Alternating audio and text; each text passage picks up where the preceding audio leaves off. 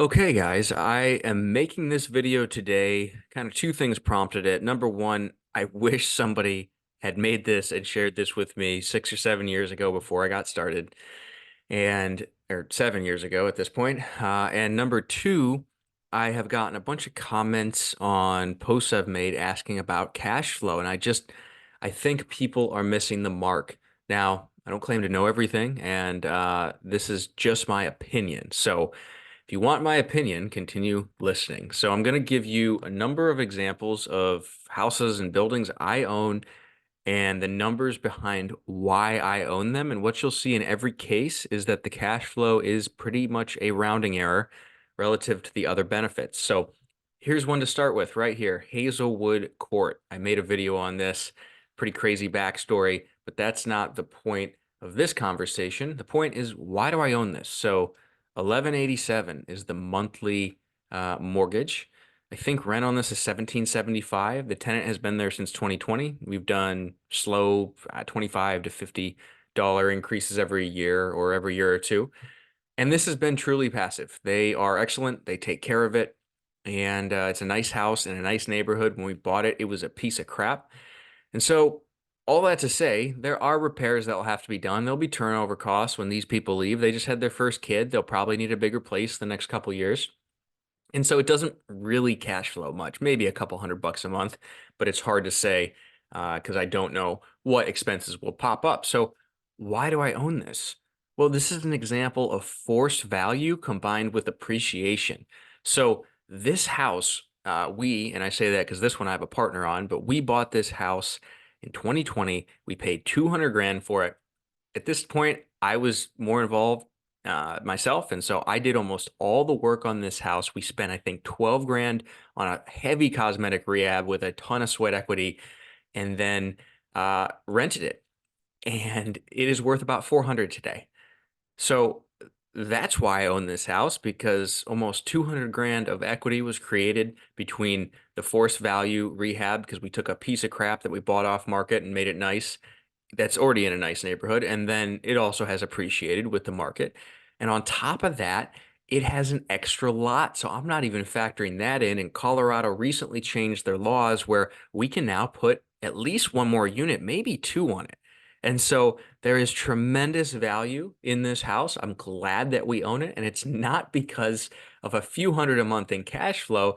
It's because we forced value by rehabbing a distressed house with a distressed owner and problematic tenants. And then there was also appreciation. So that's example number one. Let me give you another one. Song Sparrow. This is a cost segregation study. Did this last year. I bought this last year.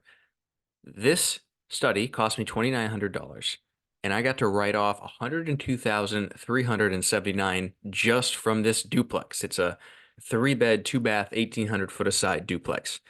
And so 102, 379 in year one. That saves me about $40,000 in taxes. I bought this at 460, and I don't know what the market value would have been exactly. There's not a lot trading. It's somewhat unique, and it was seller finance, so there was no appraisal when I bought it. So I also got a 6% rate and no origination fees because of that. So another little value add there. But it was bought on market, which is crazy. They didn't advertise it properly, so nobody knew it was seller financed. Anyways, without getting off point, if I put, I believe, 60 grand into this because they wanted a lower down payment, I put like 10 or 15% down. Um, so this alone saved me 40 in taxes. So there's two-thirds of my down payment there recouped in year one. And then on top of that, this market is very, very, very hard to add new inventory to. And so I fully expect over the next 10 or 20 years, this will appreciate. I guarantee you it will. I'm literally betting on it. And so I've got tenants in both sides. It is in effect two houses. It's very passive. They take care of it. They're excellent tenants because it's a nice building in a nice area. This is why I buy real estate, right?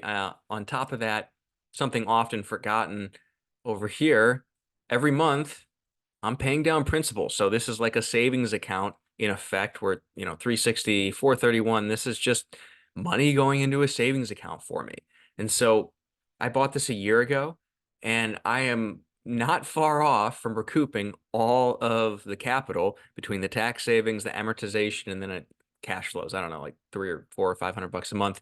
I just leave the money in the account. But all that to say, this is really valuable. And in 10 years, I bet the appreciation will be solid too. And I'll look back and the monthly cash flow will not have been significant. All right, couple more examples I want to give here. So let's look at a new construction project I'm doing right now. So this is, for anyone that follows Instagram or Facebook where I'm posting, this is the duplex I keep posting about. It's very close to the duplex I just showed you, except this one's new construction. That duplex was a 98 build or 96, something like that. And so this duplex, all in for the construction costs, will be 417, 319, 18. And I know it'll be very close to this because this was a quote based off my contractor having just built this exact model around the corner several times. And she sold it at 586 both times. Now, I've got to add in the land. I paid $20,000 for the land. So let's just round that up to 440. And then debt service is expensive, and I'm sure that just I like to always add a rounding error. So let's just say with origination fees on the new construction loan, interest, let's say all in end up at 460. Well, 460 on a duplex that has now just sold multiple times at 586 means I'm going to have over $120,000 of equity from day one in this. And this one especially made me want to do this talk because I got a number of comments from people asking, well, what's it going to cash flow? I don't know. It depends how much money I leave in it versus take out. It depends, it's July 25th here, 2024. A lot of people expect rates to come down a little further. It's currently in the insulation and drywall stage. So I don't know what it's going to cash flow. I know it'll at least cover itself. I have plenty of cash to put into it if I needed to lower the debt service. But what is meaningful is the over 100 grand that's immediately added to my net worth day one. And then on top of that, I already talked to my cost seg guy, and for anyone that's following that, it's been going down each year, how much bonus depreciation you can take year one, but I'll still be able to write off about $65,000 when I do a cost segregation study on this. Do I even need to say more? Right. So that's where the real value comes from. The depreciation, the forced appreciation or forced value via new construction, via having paid less for the land than everybody else pays for land here because I have a land business, right? This is how you really make money in real estate. The cash flow is just not very meaningful. Now, I don't want anything that's sucking money from me every month. It needs to at least carry its own debt service and costs, but whether it's 200 a month or 500 a month, it's just not very meaningful. If you're buying huge multifamily, that becomes more meaningful. But then again, and even people playing in that space, which a lot of my friends are, they're still really building their wealth by the multiple of cash flow, which is really what a cap rate represents. And they increase the cash flow to get a higher valuation and trade properties up and up and up. And so they really are looking at the same thing, even with large multifamily, where it's more the depreciation and the forced value add. So I hope that was helpful. I'm not saying buy properties that lose money. I'm simply saying focus on ways you can add value. You can find properties that'll appreciate. You can save yourself hundreds of thousands in taxes via depreciation, and ultimately, keep scaling your wealth. Keep scaling that bottom line on your personal financial statement. And one day when that gets to a certain point, I'll probably trade a lot of it for just passive cash flow. But I don't get that until I have a certain net worth. So hope that was helpful, guys. Let me know what you think.